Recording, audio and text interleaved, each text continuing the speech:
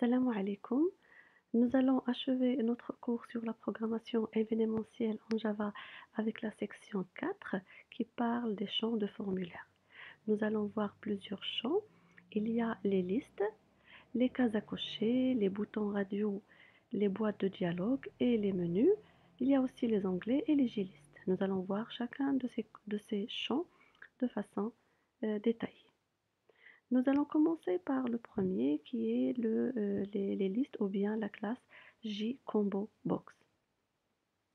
Notre objectif, c'est de créer une liste qui contient plusieurs options, options 1, 2 jusqu'à 4. Et puis nous avons à côté de cette liste un label qui contient le texte Combo Box. D'accord? Donc l'idée du Combo Box, c'est de pouvoir sélectionner un seul élément de la liste et c'est lui qui va être activé. Dans cet exemple, nous allons créer une classe exemple qui hérite de JFrame. Ensuite, nous allons créer un panneau 1 de type JPanel et puis un objet combo de type JComboBox. Ensuite, nous allons créer un label, un objet label de type JLabel.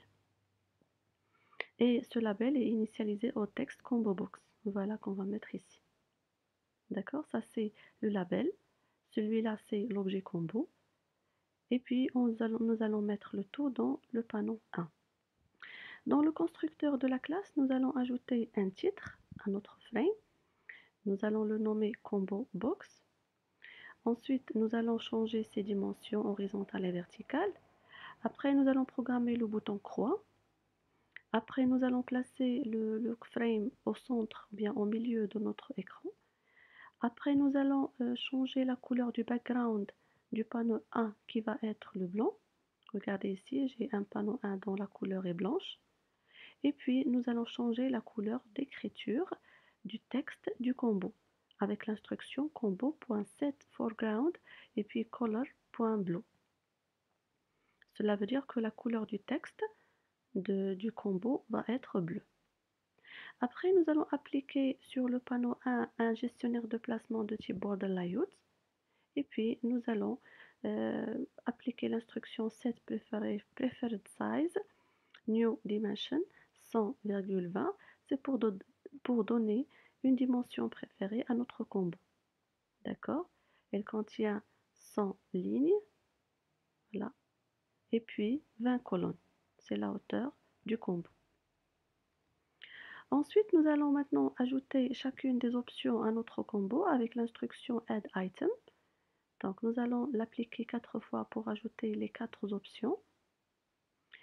Ensuite, on peut utiliser le constructeur qui prend un tableau d'objets en entrée et on va ajouter tous les éléments d'un seul coup.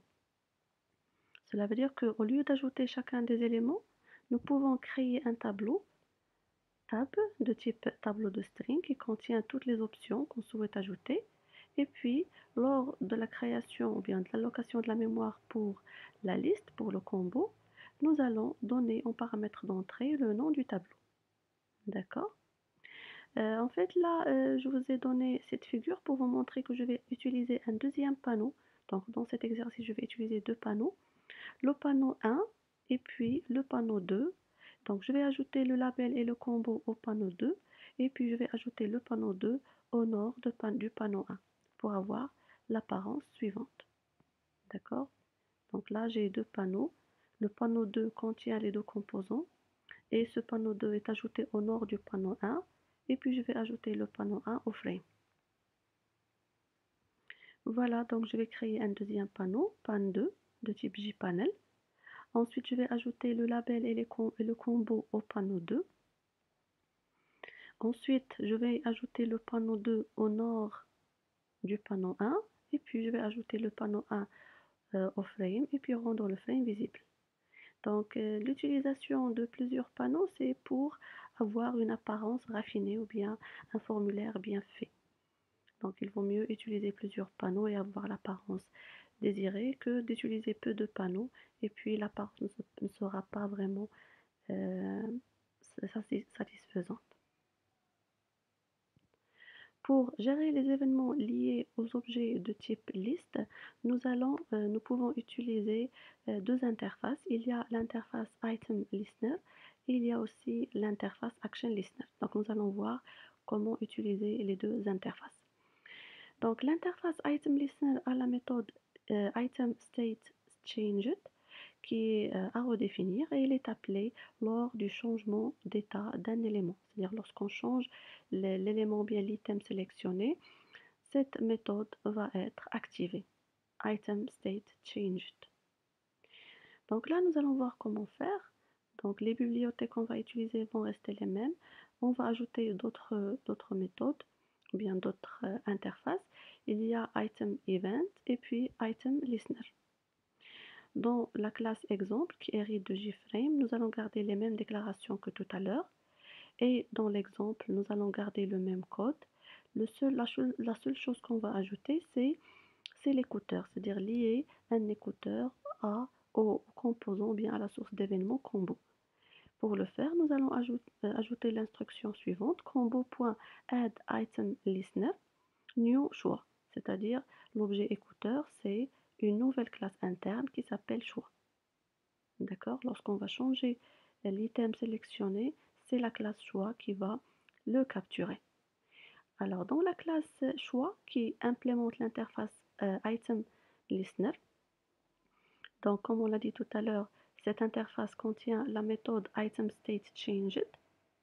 Alors, ce qu'on va faire, c'est si on change l'item sélectionné, on va afficher l'item qu'on vient de choisir avec l'instruction suivante, E, ça c'est l'événement E de type item event, E.getItem qui va récupérer ou bien retourner l'item sélectionné.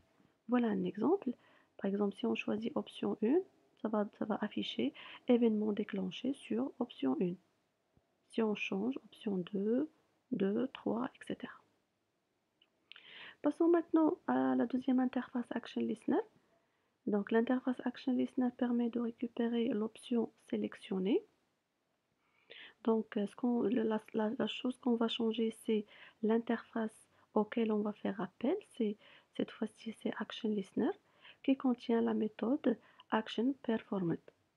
Et lorsqu'on va changer l'item sélectionné, nous allons afficher un message qui va récúperer l'objet ou bien l'item sélectionné.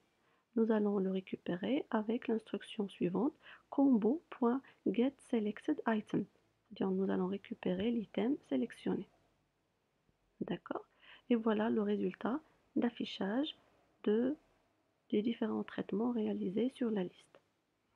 Je signale qu'il y a deux méthodes intéressantes dans cette partie. Il y a la méthode getSelectedItem qui permet de retourner la valeur de l'option sélectionnée, par exemple option 1, 2, 3, etc. Aussi, il y a la méthode setSelectedIndex qui demande en entrée un indice et qui permet de sélectionner un élément par défaut, par exemple. Donc, si on fait setSelectedIndex et là, on va mettre par exemple 0, donc c'est l'option 1 qui va être activée par défaut. D'accord? Ça c'est pour attribuer une option par défaut à notre liste. Passons maintenant aux cases à cocher avec la classe JCheckbox. Donc l'objectif de ce petit exercice, c'est de créer deux cases à cocher, case 1 et case 2. Pour le faire, nous allons utiliser un panneau 1 de type JPanel et puis nous allons créer deux cases à cocher, check 1 et check 2, contenant chacun case 1 et case 2, voilà leur label, case 1 et case 2. Dans le constructeur de la classe, nous allons ajouter un titre à notre JFrame, checkbox, changer les dimensions, programmer le bouton croix. Ensuite, nous allons placer le JFrame au centre ou bien au milieu de notre écran. Après, nous allons changer la couleur de l'arrière-plan de notre panneau qui va être blanc avec la méthode setBackground color.white. Et puis, nous allons appliquer un gestionnaire de placement de type border layout sur le panneau 1. D'accord? Ensuite, nous allons sélectionner par exemple check 1 comme case cochée par défaut en appelant la méthode setSelectedTrue. Lorsqu'on fait setSelectedTrue, ça veut dire qu'on va cocher une case et qui va être cochée par défaut lorsqu'on fait appel au constructeur. Après, nous allons associer des écouteurs d'événements à chacune des cases à cocher avec la méthode Add Action Listener. Et cette fois-ci, la classe écouteur s'appelle écouteur état. C'est une classe interne qu'on va définir après. D'accord, nous avons ajouté les écouteurs aux deux sources d'événements, check 1 et check 2. Après, nous allons créer un deuxième panneau 2 auquel nous allons ajouter check 1 et check 2.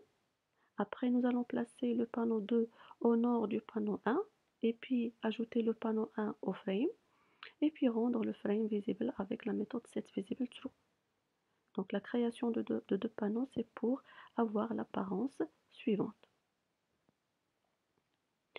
Ensuite, nous allons maintenant parler de la classe écouteur état. Donc pour gérer les événements liés au clic ou bien au cochage des cases, nous allons appeler l'interface Action Listener qui contient la méthode Action Performer. Donc lorsque l'utilisateur va cocher une case, nous allons afficher un message sur la console, source, et puis e.getSource, c'est-à-dire la source d'événement. Nous allons appliquer dessus un cast pour qu'elle devienne de type checkbox. Et puis nous allons récupérer le texte. Et puis l'état, c'est e.getSource is selected. Donc la méthode getText permet de récupérer case 1 ou bien case 2, c'est-à-dire le texte qui se trouve dans la case à cocher. Et puis isSelected permet de retourner un booléen qui veut dire est-ce que la case est cochée ou non. D'accord? Donc voilà l'exemple d'exécution. Par exemple, lorsqu'on coche la case 1, donc la source c'est case 1, et pour l'état, isSelected va retourner true. On va par exemple décocher cette case, et puis cocher la deuxième case, et puis ça va donner la source c'est case 2, et puis l'état true. Passons maintenant à un autre composant de formulaire qui s'appelle les boutons radio. Et nous allons les traiter en utilisant la classe JRadioBouton. La classe JRadioBouton propose au moins deux choix et ne permet de sélectionner qu'un seul bouton à la fois. Donc, contrairement aux cases à cocher, donc pour les cases à cocher, on peut cocher plusieurs cases à la fois. Par contre, avec les boutons radio, on ne peut cocher qu'un seul bouton radio à un moment donné. Donc l'objectif de cet exercice, c'est de créer un formulaire qui contient deux boutons radio, homme et femme, et puis un seul bouton pourra être coché à la fois.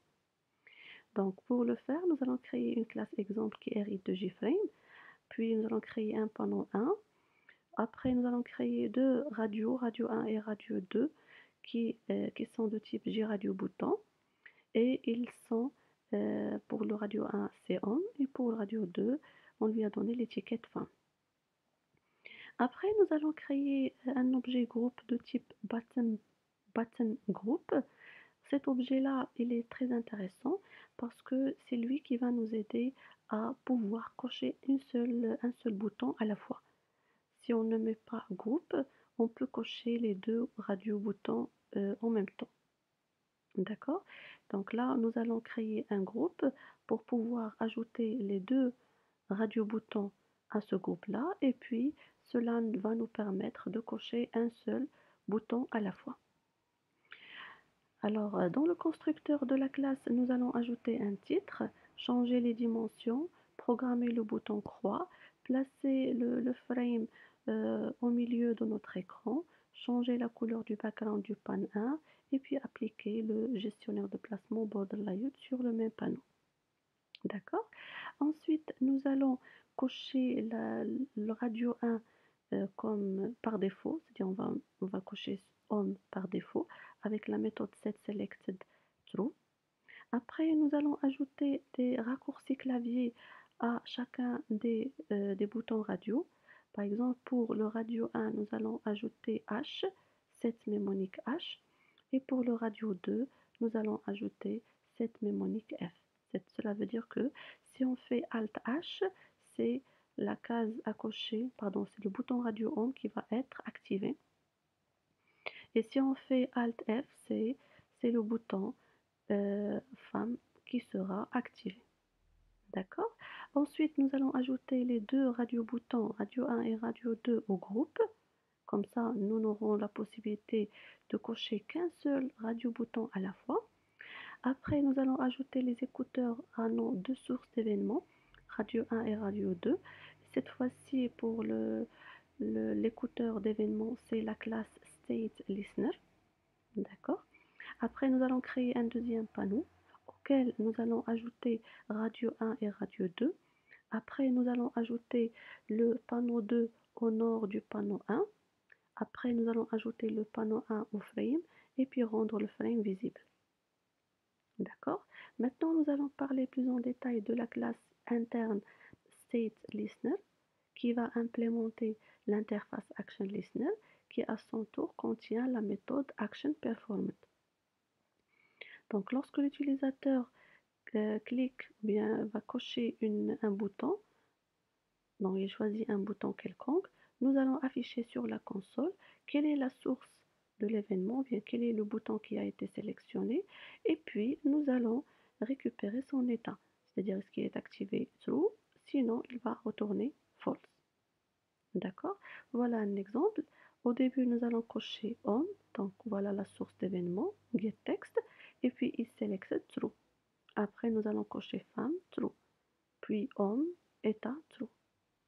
D'accord. Donc, nous utilisons getSource pour savoir la source d'événement, et puis nous allons appeler la méthode getText pour retourner homme, pour récupérer homme ou femme, et puis isSelected pour retourner true ou false.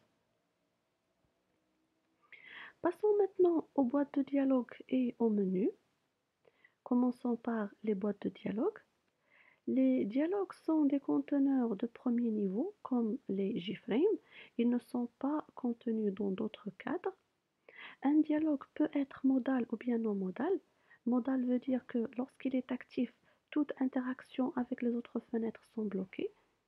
Donc on ne peut traiter que le dialogue en cours. Et les dialogues de type JOptionPan sont modaux. Par contre, les dialogues non modals ne bloquent pas les interactions avec les autres fenêtres. Donc, pour créer un dialogue non modal, on utilise la classe JDialog.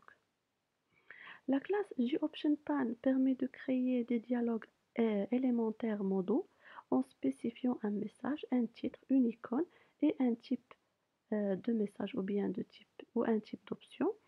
Et il y a plusieurs types de boîtes de dialogue. Donc, nous citons error message pour afficher un message d'erreur, information message, plain message, question message et warning message. Ensuite, si on ne spécifie pas l'icône, les icônes sont fournies il y a des icônes qui sont fournies par le système en fonction du type de message. Donc, il y a par exemple une icône pour un message de type information, une autre image pour un message de type warning, pour un autre message pour une autre image pour un message de type erreur, etc. Donc il y a des images qui sont déjà prédéfinies par le système, mais vous avez tout de même la possibilité de changer ces icônes. Les boîtes de dialogue servent à afficher une information, par exemple un message d'erreur, d'avertissement, d'erreur, d'information, etc.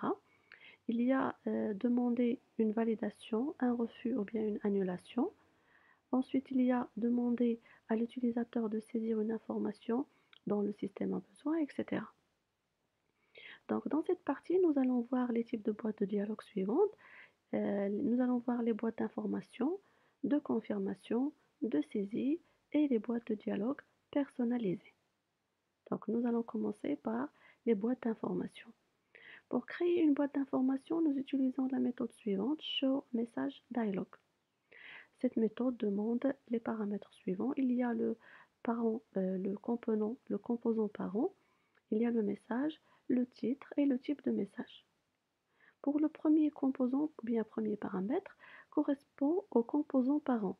Et s'il n'y en a aucun, c'est pour cette raison on va mettre nul. Deuxième, c'est le message. Il permet de renseigner le message à afficher dans la boîte de dialogue. Après, il y a le titre qui permet de donner un titre à l'objet.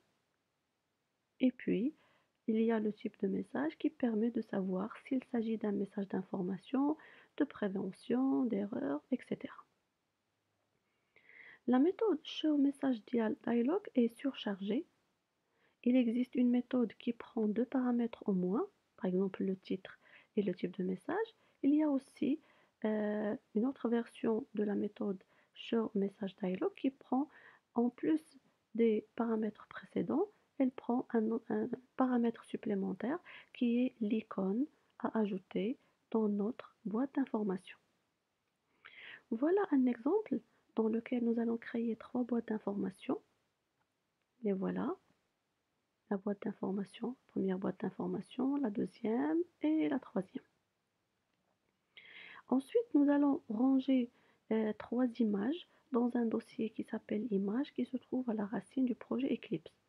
C'est-à-dire que les images que nous allons ajouter dans chacune des boîtes de dialogue, bien des boîtes d'information, donc nous allons les ajouter à partir, ce sont des images personnalisées, c'est-à-dire c'est l'utilisateur qui va choisir l'image qu'il va mettre dans chacune des boîtes de dialogue. Alors pour faire l'exercice, nous allons créer une classe exemple et dans la méthode main, nous allons créer trois objets job1, job2 et job3 de type GOptionPan. Ensuite, nous allons leur allouer la mémoire et puis nous allons créer trois images, image 1, image 2 et image 3. Donc nous, comme on l'a dit tout à l'heure, nous allons récupérer ces images à partir du dossier images. Donc pour l'image 1, c'est une image d'information, image information.jpg. Image 2, c'est une image d'avertissement, warning.jpg. Et l'image 3, c'est une image d'erreur. Elle contient erreur, ou bien sûr, s'appelle erreur.jpg. Maintenant, nous allons créer les trois boîtes d'informations. Alors pour job 1, nous allons appeler la méthode showMessageDialog qui demande en entrée nulle, ça c'est le composant parent. Deuxième paramètre, c'est le message. Donc le message, il va être écrit au milieu de la boîte d'information. Après, il y a le titre, information. Le voilà, c'est le nom ou bien le titre de la boîte d'information. Ensuite, il y a le type de message, donc GOptionPan.InformationMessage, c'est un message d'information. Et puis, il y a l'image qu'on va ajouter à notre boîte de dialogue. Ça, c'est l'image d'information qu'on va ajouter. Donc, on fait la même chose avec les autres boîtes de dialogue. Alors, job2.show message dialogue, nul, message préventif, attention. Et pour le type, c'est warning message. Et là, on va appeler l'image 2 pour qu'elle soit compatible avec le type de message qu'on va afficher. De la même manière, avec job 3, nous allons appeler la méthode show message dialog avec un message d'erreur. Le titre c'est erreur et puis le type de message c'est error message et l'image, nous allons utiliser l'image 3. D'accord? Voilà une remarque assez intéressante, c'est qu'on peut ajouter lors d'une division par 0 la boîte d'information erreur dans le bloc catch. C'est-à-dire, s'il y a une exception par exemple, au lieu d'afficher un message sur la console, vous pouvez afficher une boîte d'information pour aviser l'utilisateur qu'il a fait par exemple une division par 0 ou autre. Passons maintenant aux boîtes d'information. Les boîtes d'information permettent de valider, d'invalider ou bien d'annuler une décision du moment qu'on a oui, non et annulé. D'accord? Pour créer une boîte de confirmation, on utilise la méthode showConfirmDialog qui retourne un entier correspondant à l'option choisie dans cette boîte. Donc il y a yes, no et cancel. On utilise l'une des options de message suivant. Donc il y a plusieurs options qu'on peut mettre à la disposition de l'utilisateur. Il y a default option, il y a yes, no option, il y a yes, no, cancel option, il y a trois choix. Il y a OK, cancel option. D'accord? Donc en fonction de la réponse qu'on souhaite obtenir de l'utilisateur, on va choisir l'option de message qui nous convient. Après, il y a la valeur retournée par la méthode, c'est-à-dire la méthode showConfirmDialog. Elle est égale à 0 si la réponse est égale à OK ou bien yes. Il est égal à 1 si la réponse c'est non. et c'est égal à 2 si la réponse est cancel. Voilà un exemple dans lequel nous allons créer une boîte de confirmation. Et là, lorsque l'utilisateur va cliquer sur croix pour fermer la boîte ou bien le JFrame, nous allons lui demander s'il souhaite vraiment quitter le programme, dire oui ou non. Alors pour le faire, nous allons créer une classe exemple euh, qui hérite de JFrame. Ensuite, dans le constructeur de la classe, nous allons mettre en paramètre d'entrée le titre qu'on va lui donner dans la méthode main. Après, nous allons appeler le constructeur par défaut. Pardon, c'est pas c'est le constructeur de la classe mère, c'est-à-dire le constructeur de JFrame, avec le paramètre d'entrée titre. Après, pour le bouton croix, nous allons mettre cette default close operation do nothing on close, c'est-à-dire lorsqu'on va cliquer ici, on ne va rien faire. Après, nous allons ajouter un événement, add window listener, et puis new window adapter. Et là, nous allons appeler la méthode window closing. Et si par exemple l'utilisateur souhaite fermer le JFrame, nous allons appeler la méthode sortie avec confirmation. Donc nous allons définir par la suite le code de cette méthode. Après, nous allons créer un panneau de type JPanel. Nous allons lui donner les dimensions préférées et puis changer la couleur du background qui va être blanche. Et puis nous allons ajouter le panneau au JFrame et puis nous allons rendre le JFrame visible. D'accord? Maintenant, nous allons passer pour voir le code de la méthode sortie avec conf. Voilà la méthode sortie avec conf dans laquelle nous allons ajouter une condition. Donc, si jOptionPan.showConfirmDialog, là nous allons mettre toutes les options, bien tous les paramètres de la méthode showConfirmDialog. Il y a le composant parent. Il y a voulez-vous vraiment quitter ce programme? Ça c'est le message. Voilà, il est écrit ici. Attention, ça c'est le titre. Et puis le type de message, c'est jOptionPan.YesNoOption. C'est-à-dire la réponse peut être soit oui, soit non. Voilà, oui, non. Donc si la réponse de l'utilisateur à cette boîte de confirmation est égale, double égale à jOptionPan.YesOption, donc c'est égal à yes, dans ce cas-là, nous allons appeler la méthode exit avec le paramètre 0, c'est-à-dire on va fermer l'application. D'accord? Et dans la méthode main, nous allons appeler le constructeur de la classe avec le titre qu'on va lui donner. Confirmation de sortie. La voilà ici dans le frame initial. Maintenant, nous allons voir les boîtes de saisie. Donc, ces boîtes de dialogue permettent d'y saisir du texte, c'est-à-dire on donne à l'utilisateur la possibilité de saisir du texte sur la boîte de dialogue. Et pour le faire, nous allons utiliser la méthode showInputDialog qui demande en entrée le composant parent, le message, le titre et le type de message comme d'habitude. Et cette méthode permet de retourner une chaîne de caractères. Donc nous allons voir par la suite comment créer des boîtes de saisie. Voilà le premier exemple. Dans la classe exemple, nous allons appeler la méthode main et puis nous allons créer deux objets JOP1 et JOP2 de type jOptionPan. Ensuite, nous allons leur allouer la mémoire. Et puis pour le JOP1, nous allons appeler la méthode showInputDialog qui demande en entrée les paramètres suivants. Ça, c'est le composant parent. Puis, veuillez entrer votre identité, c'est le message. Le voilà. Après, il y a le titre, demande d'identité. Ensuite, il y a le type de message, c'est question message. C'est un message de question.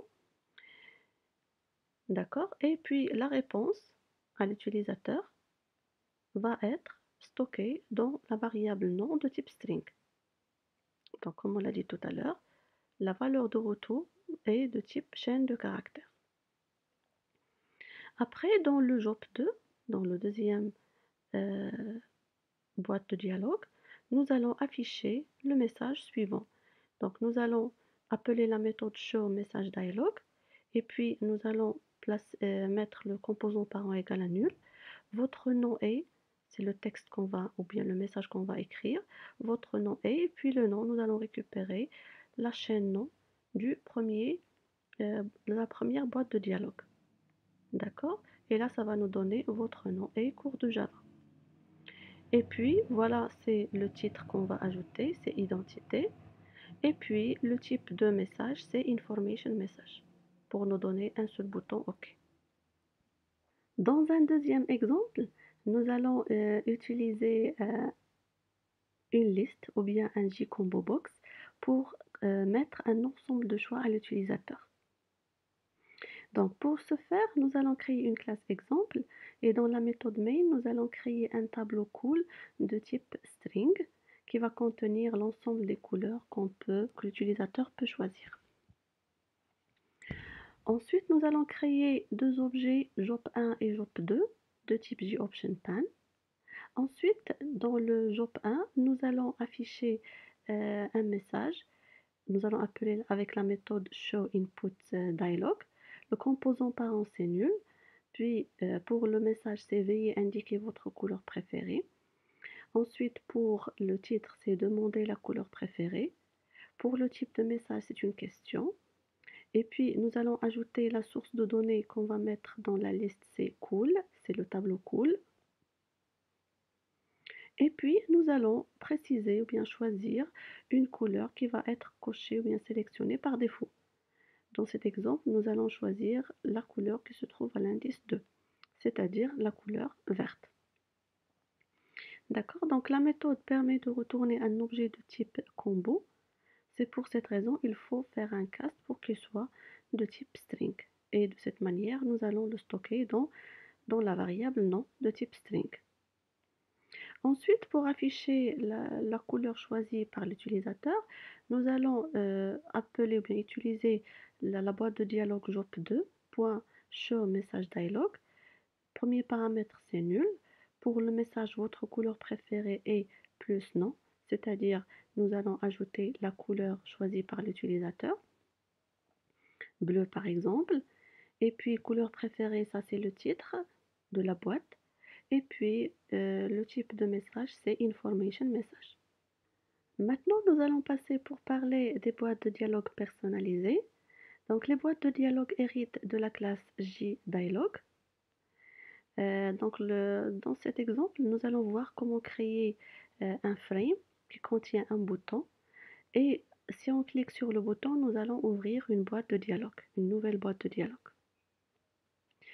Voilà comment on va faire. Donc d'abord, dans la classe exemple qui hérite de JFrame, nous allons créer un bouton de type JBouton et dans lequel nous allons mettre le message suivant, ou bien le texte suivant, appel à la boîte de dialogue. Après, dans le constructeur de la classe, nous allons ajouter un titre, changer les dimensions, programmer le bouton croix, placer le frame au milieu de notre écran et puis appliquer un gestionnaire de placement de type Flow Layout et puis ajouter le bouton au panneau. Et puis, nous allons relier la source d'événement bouton à notre écouteur qui est cette fois une classe anonyme. Donc là, nous allons mettre bouton.addActionListener, new action listener, c'est-à-dire ça c'est l'interface action listener qui contient la méthode actionPerformed. Donc lorsqu'on clique sur le bouton, ce qu'on va faire, c'est créer un objet BD de type BDialog qu'on va voir par la suite. Donc cette classe comprend trois paramètres. Le nul, ça c'est le composant parent, ça c'est le titre qu'on va lui donner, et puis true, ça c'est le troisième paramètre qui veut dire modal. Donc s'il est égal à true, ça veut dire que la boîte de dialogue est modale, elle est bloquante. S'il est égal à false, c'est-à-dire elle est non modale. Après, nous allons rendre le frame visible avec la méthode setVisibleTrue. D'accord? Maintenant, nous allons voir plus en détail la classe BDialog. La classe BDialog hérite de JDialog. Okay. Et dans le constructeur de la classe, nous avons trois paramètres. Il y a le composant parent, comme on l'a fait tout à l'heure, c'est nul. Deuxième paramètre, c'est le titre. D'accord? Et le troisième, c'est modal, c'est-à-dire est-ce que c'est bloquant ou non. Voilà les caractéristiques de la boîte de dialogue qu'on a créée. Voilà les dimensions, 280, et puis on l'a placée au milieu. Set resizable égale à false, ça veut dire qu'on ne peut pas changer ses dimensions. Et puis elle est visible. D'accord? Passons maintenant pour voir les menus. La classe JMenu permet de créer un titre principal d'un point de menu, par exemple fichier, édition, etc. Et la classe JMenu Item permet d'ajouter des éléments qui composent nos menus. Donc voilà les classes qu'on va voir par la suite. Il y a la classe JMenu Bar, JPopUp Menu, JSeparator, JMenu Item, JMenu, JRadio Bouton Menu Item et JCheckbox Menu Item. Donc là, il y a JMenu, c'est pour les menus principaux comme fichier, édition, etc., affichage, etc. Et puis JMenu Item, ce sont les items qu'on va ajouter dans chacun des menus. Voilà un exemple. Alors pour les menus, il y a fichier, édition et sous-fichier. Et pour les menus items, les items de menu, il y a ouvrir, il y a fermer, il y a choix 1, choix 2, radio 1, radio 2. Il y a aussi copier et coller. Donc voilà un exemple dans lequel nous allons créer le menu suivant. Donc d'abord, nous allons créer une barre de menu en utilisant la classe JMenuBar. D'accord? Donc l'objet s'appelle MenuBar. C'est auquel nous allons ajouter ou bien mettre tous les menus que nous allons créer par la suite. Ensuite, nous avons créé les menus M-fichier, M-sous-fichier, M-édition. Après, les items de menu simples tels que MI ouvrir, MI fermer, MI copier, MI coller. Et puis, nous avons ajouté les items de menu de type case à cocher, MI choix 1 et MI choix 2. Et les items de menu de type radio bouton, MI radio 1 et MI radio 2. Maintenant, nous allons ajouter le constructeur de la classe auquel nous allons ajouter un titre, changer les dimensions, programmer le bouton croix et puis placer le JFrame au milieu de notre écran. Maintenant, nous allons ajouter chacun des composants à leur position convenable. Ainsi, nous allons commencer par l'ajout du menu item ouvrir au menu fichier avec l'instruction mfichier.add mi ouvrir. Ensuite, nous allons ajouter les deux cases à cocher au sous-menu ou bien au menu sous-fichier. Après, nous allons ajouter un séparateur. Regardez ici, on a un séparateur. Nous allons l'ajouter avec la méthode addSeparator. Après, nous allons créer un groupe BG de type bouton groupe. Nous allons ajouter les deux composants MI radio 1 et MI radio 2 au groupe. Et puis, nous allons sélectionner le radio 1, MI radio 1 sélectionné par défaut. Ensuite, nous allons ajouter les MI radio 1 et MI radio 2 au menu sous-fichier. D'accord. Ensuite, nous allons ajouter le menu sous-fichier au menu fichier, un fichier. Et puis, nous allons ajouter un séparateur. Regardez ici, il y a un séparateur. Après, nous allons traiter le bouton fermé. Donc, MI fermé, nous allons lui associer un événement. C'est-à-dire que lorsque l'utilisateur va cliquer dessus, nous allons appeler la méthode actionPerformed pour fermer le frame. Après, nous allons ajouter le menu item fermé au menu fichier. Après, nous allons ajouter les menus copier et coller à édition avec mEdition.add mi copier et mEdition.add mi coller. D'accord? Voilà une remarque assez intéressante. Donc, l'ordre d'ajout va déterminer l'ordre d'apparition dans le menu. Donc, l'ordre d'apparition, c'est gauche à droite. D'accord? Donc, le premier ajouté sera à gauche de la barre de menu et inversement pour le dernier. Alors, après avoir ajouté les deux tous les composants des menus fichiers édition. Maintenant, nous allons ajouter les menus fichiers édition à la barre de menu avec l'instruction menubar.add m fichier et menubar.add m édition. Donc, une fois ajouté tous les composants à la barre de menu, maintenant nous allons ajouter la barre de menu à notre JFrame avec la méthode setJMenuBar. Et finalement, nous allons rendre le frame visible avec la méthode setVisible. Voilà quelques méthodes qu'on va utiliser avec le traitement des menus. Voilà mb menubar.add, un menu qui permet d'ajouter des menus à une barre de menu. Il y a mb.add puis create horizontal glue qui permet de cadrer un menu à droite. Après, il y a menu.setText qui permet d'affecter le texte au menu. Il y a menu.setIcon, donner le chemin vers une icône qui permet d'affecter l'icône au menu. Après, il y a menu.setMnemonic, il y a VKM qui permet d'affecter un raccourci clavier. Donc là, c'est M, Alt M. Après, il y a menu.add, un item qui permet d'ajouter des items au menu. Après, il y a menu.add separator qui permet d'insérer un séparateur dans la liste des items. Après, il y a mi.setAccelerator qui permet d'affecter un accélérateur. Et puis, il y a la méthode mi.setEnabledTrue qui permet de rendre un item de menu actif. Ensuite, il y a les menus contextuels avec la classe JPopUpMenu. Donc, un JPopUpMenu est un menu qui apparaît à la demande de l'utilisateur suite à un clic sur le bouton droit de la souris. Donc, si on clique avec le bouton droit de la souris, un menu sera affiché et il s'appelle un pop-up menu.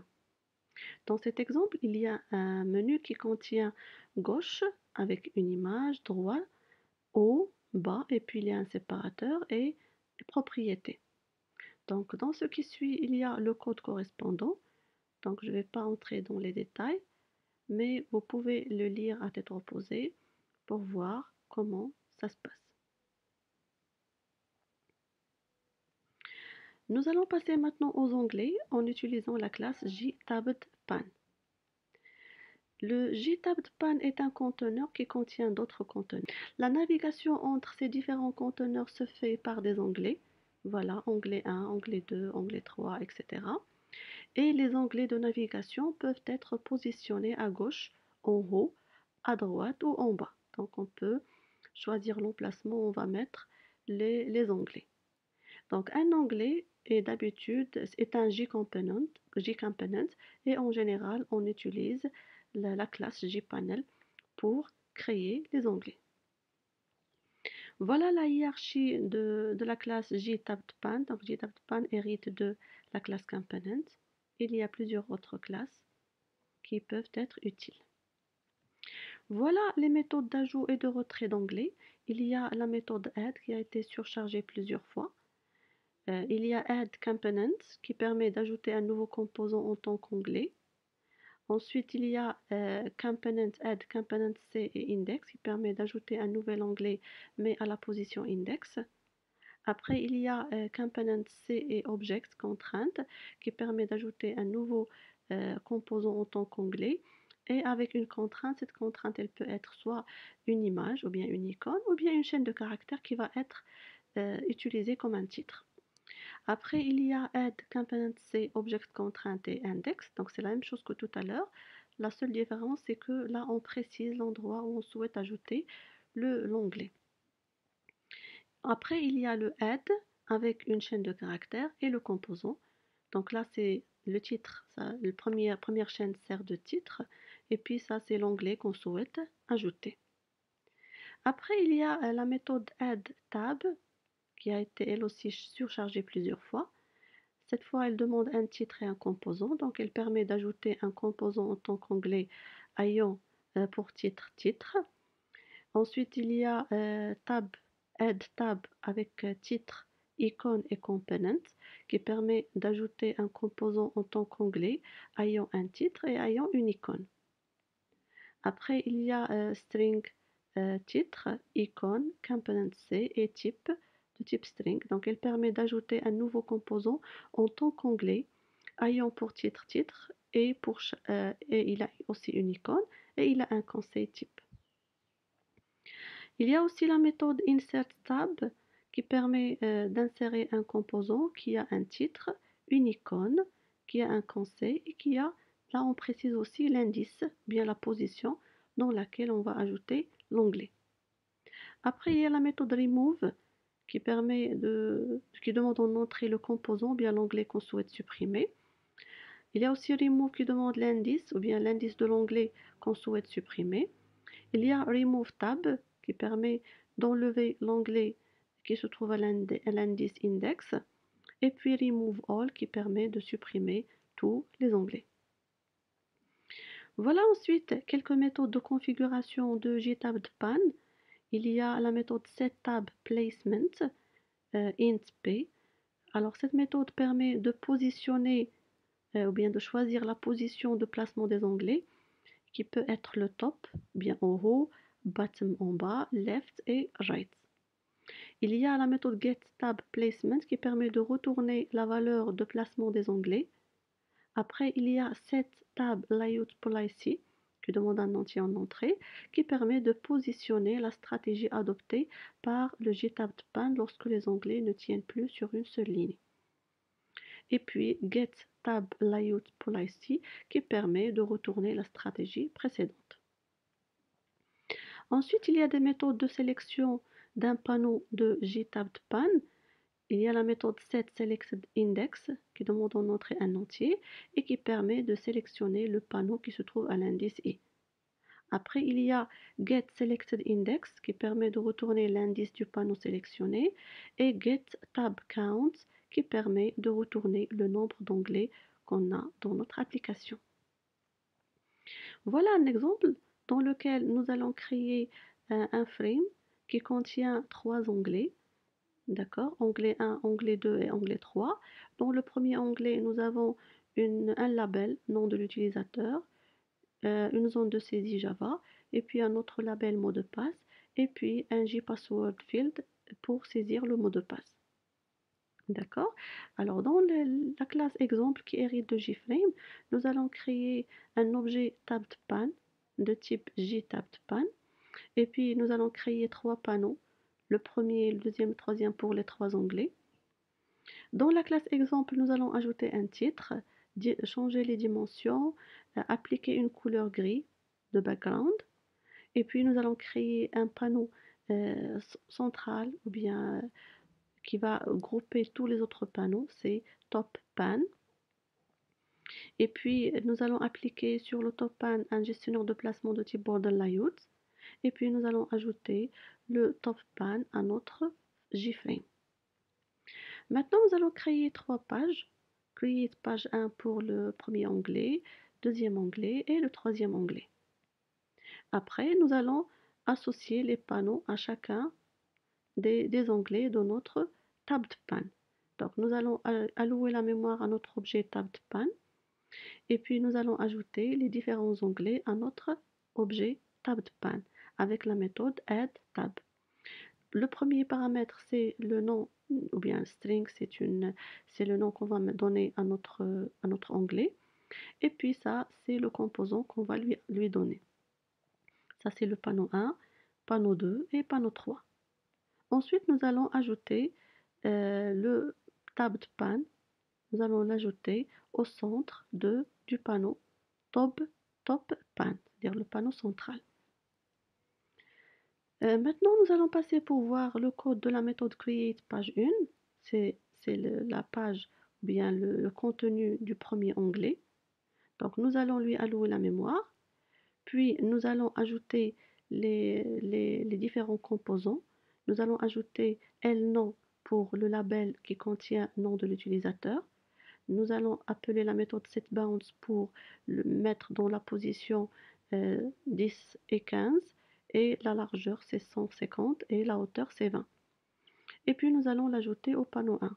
De la même manière, nous allons ajouter un deuxième objet nom de type JTextField dans lequel nous allons mettre Java par exemple. Nous allons aussi préciser la position ainsi que les dimensions du composant nom et puis nous allons l'ajouter à tab 1. Ça c'est la première partie. Et puis pour le mot de passe, nous allons faire pareil. Nous allons créer le label LPass et puis l'ajouter au pan 1 et puis le JPassword field pass et puis nous allons l'ajouter au pan 1.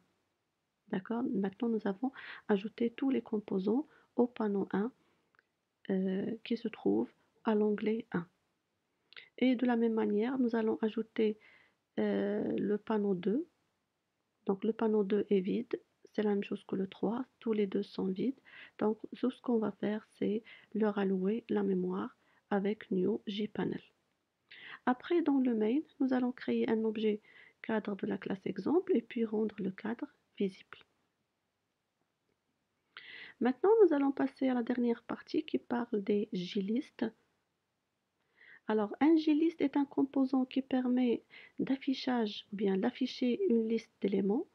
Il permet aussi le parcours de la liste et puis il permet la sélection d'un ou bien plusieurs éléments de la liste. Un JList peut être créé à partir d'un tableau d'objets ou à partir d'un vecteur, mais si on veut une liste qui peut être mise à jour par le programme, il faut utiliser le list model. Une liste selection model décrit le modèle de sélection dans la liste, possibilité de sélectionner plusieurs éléments. Par défaut, JList utilise un default list selection model. Les items de la liste peuvent être affichés de trois façons différentes, c'est-à-dire on peut avoir trois set layout orientation.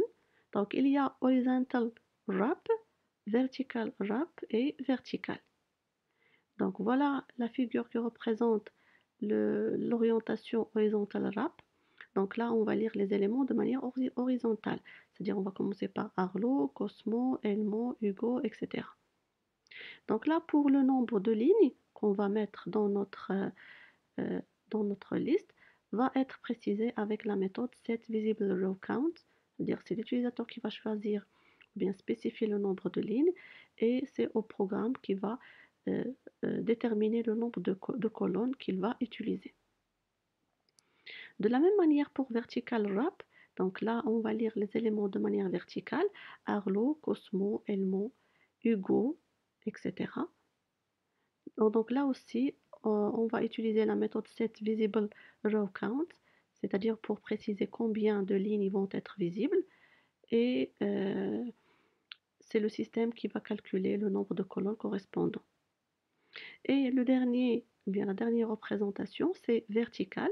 Alors pour les verticales, les items sont affichés sur une seule colonne. C'est-à-dire j'ai une seule colonne qui contient tous les éléments assemblés. Ensuite, nous allons voir la sélection des items dans un JList qui peut être faite de trois modes, ou bien avec trois modes.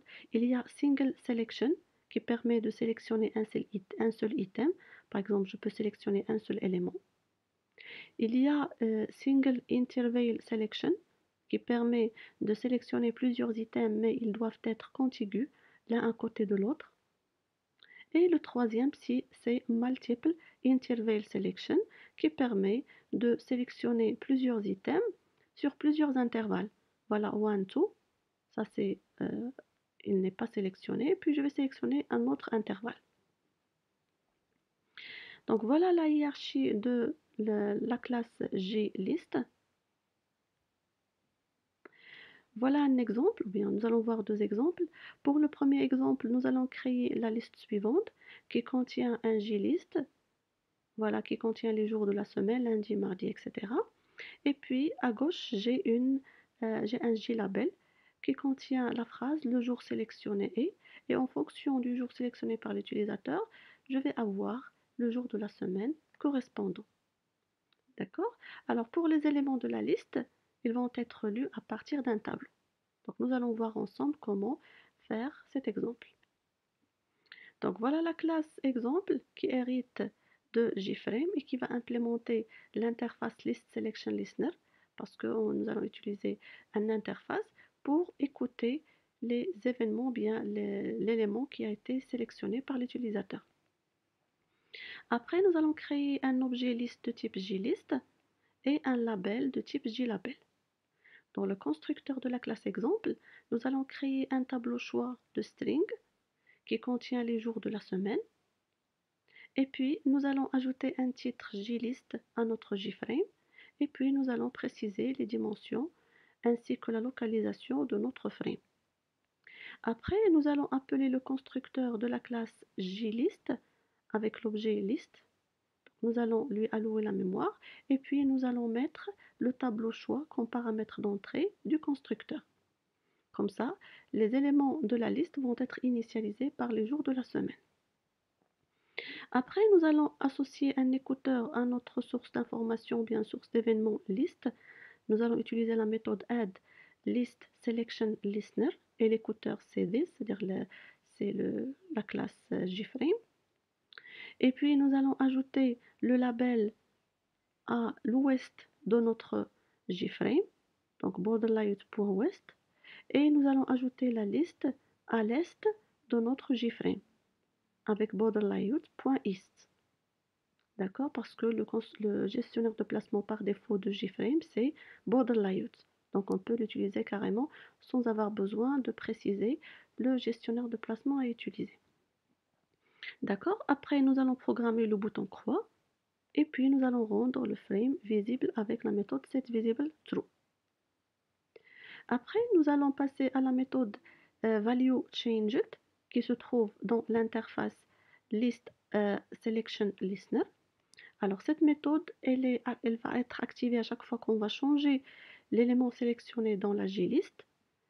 Donc là, si on change l'item, ce qu'on va faire, c'est prendre l'item sélectionné et l'ajouter au label. Donc là, nous allons appeler label.setText pour changer son contenu et nous allons mettre le jour sélectionné et puis nous allons récupérer le jour sélectionné de la liste avec la méthode getSelectedValue. Donc list.getSelectedValue et puis on applique un cast pour qu'il devienne de type string. Et puis nous allons appeler le constructeur de la classe dans la méthode main. D'accord? Ensuite, il y a un deuxième exemple dans lequel on a un JList, une liste qui contient plusieurs items. Et puis on a des boutons. Il y a le bouton ajouter, renommer, supprimer et tout supprimer. D'accord? Donc là, je ne vais pas entrer dans les détails, mais je vais vous donner le principe. Par exemple, si je clique sur ajouter, donc je vais afficher une boîte show input dialog qui va me permettre de saisir un nouveau item et puis si je clique sur OK, l'item va être ajouté à la JList. Par exemple, pour renommer, par exemple, je vais cliquer sur un item, il va être repris sur un JInput dialog, show input dialog, et puis je pourrais changer le nom de l'item et puis cliquer sur OK, il va être mis à jour sur la liste. D'accord? Donc je vais vous montrer le code, comme ça vous allez le lire à tête reposée. Donc je vais pouvoir ajouter des items. Je vais pouvoir aussi renommer des items. Aussi je peux supprimer un item. Aussi je peux supprimer tous les items qui se trouvent dans ma JList.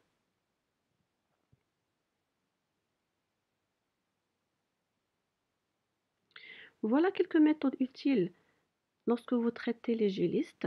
Donc il y a la méthode getLayoutOrientation qui permet de retourner le mode d'affichage des données. Il y a aussi la méthode setLayoutOrientation qui permet d'affecter le mode d'affichage de données. Il y a aussi getSelectionMode qui permet de retourner le mode de sélection des données. Après, il y a setSelectionMode qui permet d'affecter le mode de sélection des données. Après, il y a la méthode setVisibleRowCount qu'on a vu tout à l'heure lorsqu'on a choisi le mode d'affichage. Donc, elle nous permet de choisir le nombre de lignes visibles quand le mode d'affichage est horizontal wrap ou bien vertical wrap. Ensuite, il y a la méthode Ensure Index Visible qui demande en entrée un indice et qui permet d'assurer que l'item auront index est visible. Après, il y a la méthode Clear Selection qui permet de supprimer toutes les sélections qu'on a déjà fait. Et puis, il y a la méthode isSelectionEmpty qui permet de retourner true s'il n'y a aucun item sélectionné. Ensuite, il y a la méthode getLastVisibleIndex qui permet de retourner l'indice du dernier item visible. Il y a getSelectedIndex qui permet de retourner l'indice de l'item sélectionné. Il y a getSelectedIndices qui permet de retourner un tableau des indices des items sélectionnés. Il y a aussi setSelectedIndex qui permet d'affecter l'indice en entrée qui va être sélectionné. Il y a setSelectedIndices qui permet de sélectionner plusieurs indices. Et puis getSelectedValue qui permet de retourner la valeur de l'item sélectionné puisqu'elle retourne un objet. Il y a setSelectedValue qui demande en entrée un objet et un booléen. Et ça veut dire que l'item sélectionné devient V. Si B vaut true, donc il est visible dans le JList. Après, il y a getSelectedValues qui permet de retourner un tableau des items sélectionnés. Il y a aussi getModel qui permet de retourner le modèle de données affiché par le JList. Et il y a setModel qui permet de donner un nouveau modèle de données qui sera affiché par le JList. Donc c'est ainsi que prend fin notre chapitre sur la programmation graphique et événementielle en Java. Je vous donne quelques références sur lesquelles je me suis appuyée pour préparer le cours. Donc ainsi, je vous remercie pour votre attention et on se retrouve dans le dernier chapitre qui parle de la relation entre la programmation avec Java et les bases de données. Je vous remercie pour votre attention et à la prochaine, Inch'Allah.